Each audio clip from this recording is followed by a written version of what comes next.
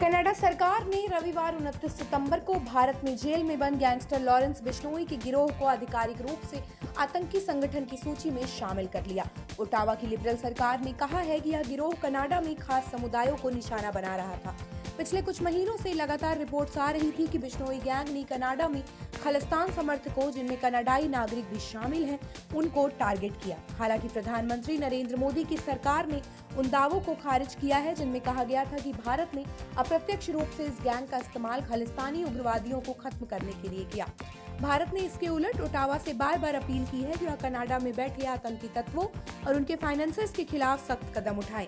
Lawrence Bishnoi, जो कभी पंजाब और चंडीगढ़ का छात्र नेता रहा है, वर्तमान में गुजरात की साबरमती सेंट्रल जेल में बंद है। उस पर गायक सिद्धू मूसेवाला और मुंबई के नेता बाबा सिद्दीकी की हत्या जैसे मामलों में आरोप है।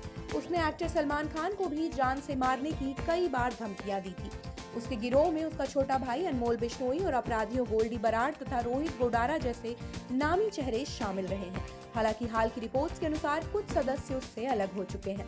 कनाडा सरकार के प्रेस नोट में कहा गया, बिश्नोई गैंग एक अंतर्राष्ट्रीय आपराधिक गिरोह है जो मुख्य रूप से भारत से संचालित होता है। इसकी मौजूदगी कनाडा में भी है और यह खासकर उन इलाकों में सक्रिय है जहां भारतीय मूल का प्रवासी समुदाय बड़ी संख्या में रहता है।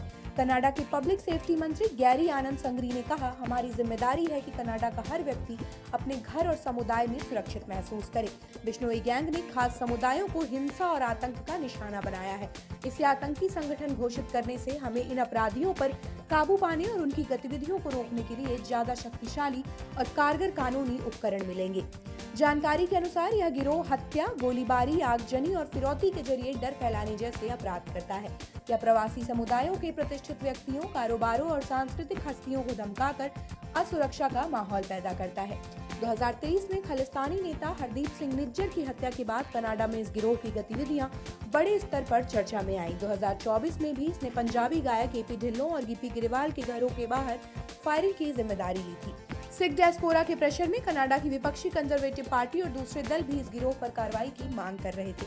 कनाडा सरकार ने बताया कि अब उसकी आतंकवादी संगठनों की सूची में कुल 88 इकाइयां शामिल हो चुकी हैं।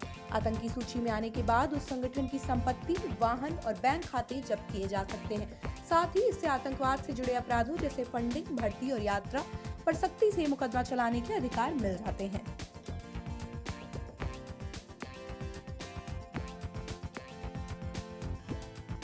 आप देख रहे हैं सौगंध टीवी, सौगंध वतन की।